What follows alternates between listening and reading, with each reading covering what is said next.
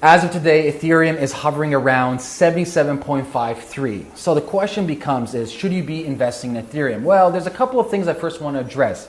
I first want to address the recent rise in Ethereum. It was roughly around $50 less than a week ago, and as of today has risen up to $77. So these are the couple of reasons why Ethereum has skyrocketed in such a short time. Okay, number one is the Ethereum Alliance. So companies like Microsoft, Intel, JP Morgan, and all the dApps, the decentralized apps or startups built on top of Ethereum, decided to create a coalition, kind of like a partnership to nurture the ecosystem, to build out the ecosystem, and to build out Ethereum. And with this Ethereum Alliance, you have a coalition, so you have a more laser focus, community building up. Number two, you have new money coming in. Number three, you have a huge talent pool, a new talent pool of new fresh blood coming in to work on the ecosystem. So that's one of the reasons.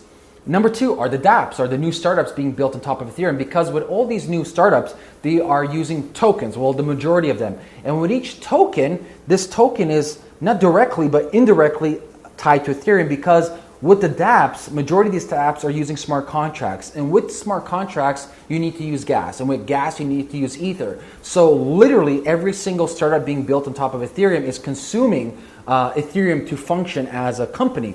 None to mention that with the dApps, we've been seeing a huge increase in ICOs, initial coin offering. So pretty much companies doing an offer, hey guys, we're selling our token for X, come on now, et cetera, et cetera. And with these ICOs, they're accepting Ethereum. So Ethereum is being funneled into these new startups. So simple supply and demand economics.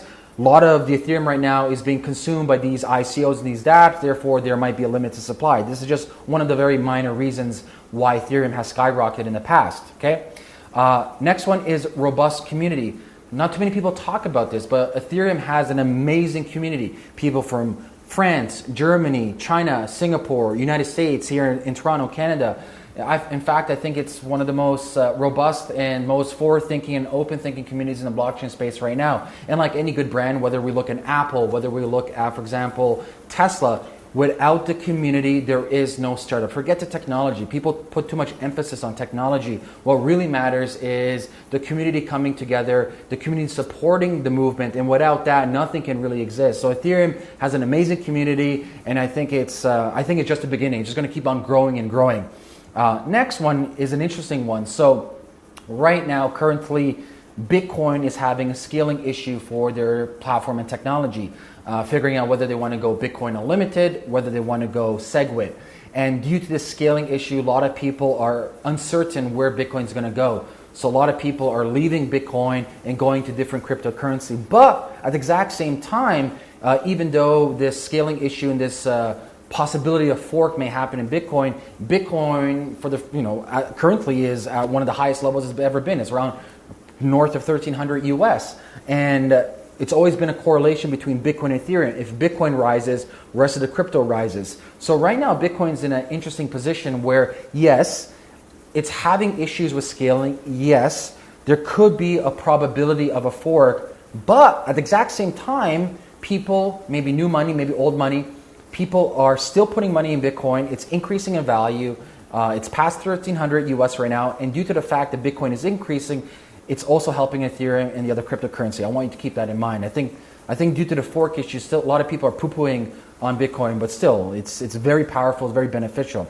Next one, I don't think so. It's playing too much of a role right now, maybe a minor role, but it's going to be playing a greater role in the future. And it's going to tie into my suggestion whether you should invest in Ethereum right now or not, is proof of stake, Casper. So with proof of stake, we are switching from proof of work, so using graphic cards and mining rigs into a virtual mining aspect where you are actually staking your Ether on the blockchain. And with the staking protocol is more Ether will be tied up. So going back to basic economics on supply and demand, with more Ether tied up, therefore the intrinsic value of Ethereum rises. And at the exact same time, circling back to the dApps to startups, with more startups coming on board onto Casper, onto a proof of stake model, therefore more Ethereum will be tied up into the smart contract and tied up into the staking mechanism within proof of stake, okay?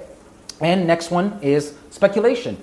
like any market, whether that is stock market or any other secondary markets, speculators are betting whether they're going to go long, whether they're going to short on Ether. So people are shorting, people are betting long. So people are trying to manipulate the market, no different than anywhere else. So they're kind of fueling the initial growth. You know, like anything, they may do a fear of missing out tactic where they're dumping in money, it raises, they skim off the top a little bit, maybe make about 10%, and then they leave and go with something else. However, I think it's still a very tiny aspect. And finally, this one is a huge one because I see a lot of new money, and not new money from companies, not new money from like big organizations, but money from individuals coming in, is the psychological barriers between Bitcoin and Ethereum. Because if you look at Bitcoin, a lot of people view right now $1,300 as one Bitcoin, and it's really expensive for them to enter. They don't understand that Bitcoin is divisible up to very small amounts. So when they see 1,300, they psychologically assume that they have to invest $1,300 for one Bitcoin. And if you compare that to contrast bias, we call it, or anchor, there's a couple of biases over here. There's contrast bias, there's anchoring bias. So the anchoring is a Bitcoin price of 1,300, and the contrast bias is Ethereum is, just say round it to 80 right now. Ethereum is 80. So when they see that, they see the lower number, and automatically they're like, oh, that's much more affordable for me to invest. And they really don't know that you can actually divide that into whatever you want. But just keep that in mind. Just, you know, even when I first entered Bitcoin, I didn't realize I can just buy, you know, 1/10 of it, or 1/100th of it, or 1/1000th of a Bitcoin, or like one Satoshi, etc. So any new people who are looking to buy into it, they see the lower price of Ethereum, they're like, okay, I can afford that $80 right now as opposed to that $1,300. So that's a huge one. So I'm going to summarize these once again. Is the Ethereum Alliance, the decentralized apps, the startups and the ICOs being built on top of Ethereum with their tokenization, the robust community, the global community of Ethereum startups and developers, the Bitcoin scaling issue, but at the exact same time, Bitcoin increasing in price around $1,300 right now, and the future implementation of Casper proof of stake, speculators speculating on the market, so shorting and selling and longing, and finally the psychological barrier for new people entering the crypto world. High price versus low price, okay? So segueing into, should you be investing into Ethereum? I really believe Ethereum is still undervalued. I think it has a lot of room to grow. I think it has a potential to 10x. I don't know what that time frame is, but if I'm looking at this year's trajectory, if I'm looking at this year's development and this year's new talents and new protocols being implemented, such as Casper at the end of the year, early stages of it, because it's going to be incremental stages of releasing for it. I really believe we could possibly see an Ethereum price around 200 by Christmas. So like with anybody, when I suggest to invest in Ethereum, I'm not suggesting as a financial advisor. I'm not a financial advisor. I always say invest what you can lose. Never invest what you can't lose. If you can lose $100, invest $100. If you can lose 1,000, invest 1,000. But never ever invest what you can't lose. Don't be always looking at the price. Don't be always be worrying about it. Think about this as an experiment. We're still at the early stage. People think we're early adopters. I really don't think so. I still think we're in the lunatic stage where we're the lunatic adopters. Early stage is still 2-3 years out. We're like the super crazy people going to the space right now. So yes, I believe Ethereum is still an amazing investment. I'm going to keep on supporting Ethereum, keep on investing in Ethereum, and like always, only invest what you can lose. And my prediction is by Christmas, give or take, you'll see roughly a $200 Ethereum price.